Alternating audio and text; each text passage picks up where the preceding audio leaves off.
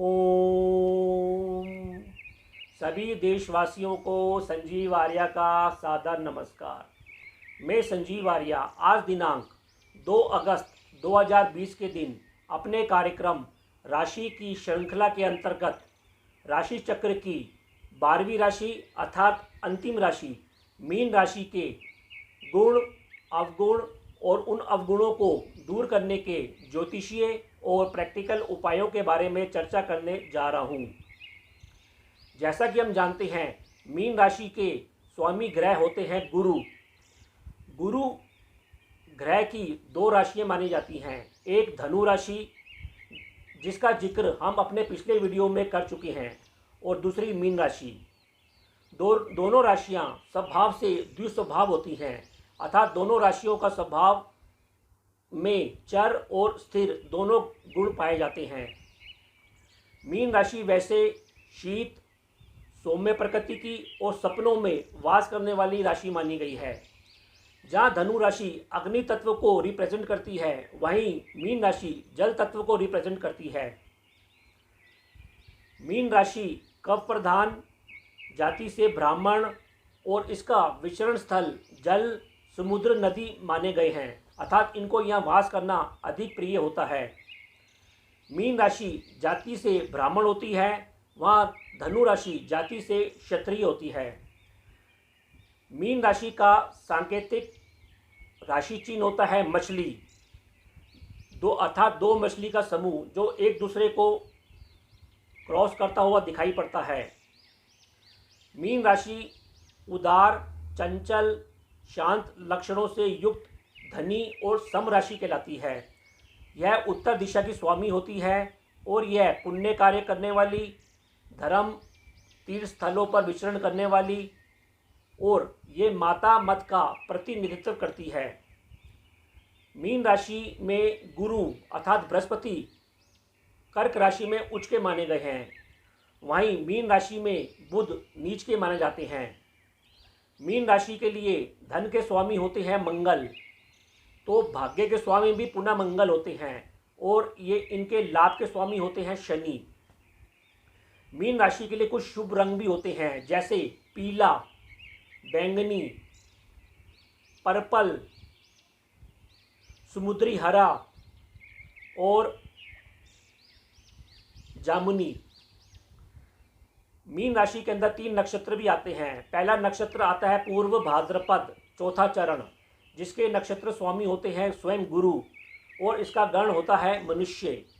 दूसरा नक्षत्र आता है उत्तरा भाद्रपद, इसके नक्षत्र स्वामी होते हैं शनि और इसका गण आता है मनुष्य। तीसरा नक्षत्र आता है रेवती, जिसके नक्षत्र स्वामी होते हैं बुध और इसका गण आता है देव। अर्थात तीनों नक्षत्रों में इस राशि में राक्षस गण नहीं आता है, इसी कारण इस राशि को सबसे अधिक सौम्य राशि कहा गया है। वैसे मीन राशि मानव शरीर के पाँव की उंगलियों, पैरों की नाड़ियों, नसों, एड़ी और पंजे में वास करती है। मीन राशि के अंतर्गत कुछ रोगों की भी संभावना देखी जाती है, अर्थात मीन राशि से संबंधित कुछ रोग भी पाए जाते हैं, जैसे पाँव में पसीना आना, पैरों में सूजन आना, पेट के रोग और मोटापा, वायु विकार, पेट में ट्यूमर होना या कैंसर का होना, पीलिया होना, कब्ज का होना, पाँव में चोट लगना या अस्थि भंग होना, टीबी होना, थकान रहना और कानों के रोग होना। मीन राशि के अंतर्गत कुछ अक्षर भी आते हैं, जिसके अंतर्गत किसी जातक को अपना नाम रखना चाहिए ताकि भविष्य में उसके साथ जीवन में शुभता आए, जैसे दी, दू, था, झ, त्रा, दे, दो, चा और ची। जी, अब हम मीन राशि वाले जातकों के शारीरिक बनावट और उनके आंतरिक व्यक्तित्व और उनके सामान्य स्वभाव के बारे में चर्चा करना चाहेंगे। लेकिन ये चर्चा से पहले मेरी आपसे हाथ जोड़कर विनती है कि यदि आपने मेरे चैनल MS ज्योतिष सलाह को अभी तक सब्सक्राइब नहीं किया तो कृपया करके मेरे इस चैनल को जल्दी से जल्दी सब्सक्राइब कर लें, ताकि भविष्य में आने वाले वीडियो का नोटिफिकेशन आप तक शीघ्र पहुंच सके। यदि आपको मेरा ये वीडियो पसंद आता है तो इसको अपने फ्रेंड्स के बीच अधिक से अधिक शेयर कीजिए और इसको लाइक कीजिए। यदि आपके कुछ कमेंट्स हैं तो अपने कमेंट्स देना ना भूलें। जी, अब हम मीन राशि वाले जातकों के शारीरिक बनावट के बारे में बताना चाहेंगे। मीन राशि वाले जातकों का कद मध्यम होता है और कई बार इनका कद कुछ छोटा भी पाया जाता है। इनका रंग साफ होता है, गोरा होता है और मस्तक इनका चौड़ा पाया जाता है। इनकी आंखें मोटी होती हैं, बड़ी होती हैं और कुछ उभरी हुई प्रतीत होती हैं। इनके शरीर का ऊपरी भाग कुछ भारी होता है और निचले का भाग कुछ पतला पाया जाता है।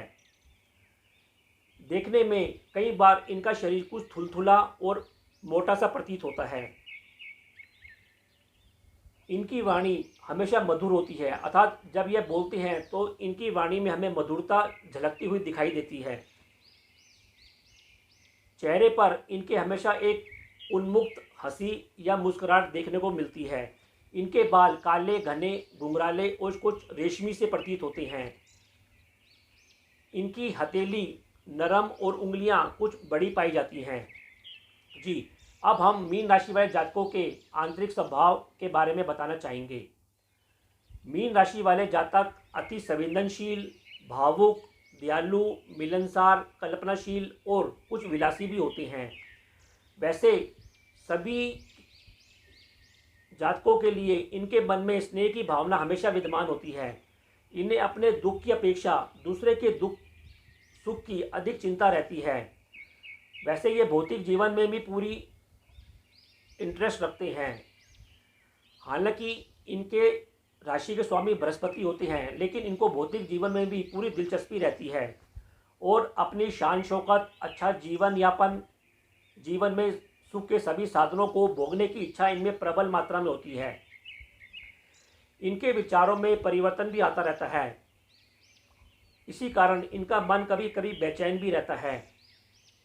ये अपने सम्मान करना अच्छी तरह जानते हैं, अर्थात ये अपने सम्मान की रक्षा करने में सदैव सजग रहते हैं और इनमें हुकूमत करने की चाह भी प्रबल मात्रा में देखी जाती है।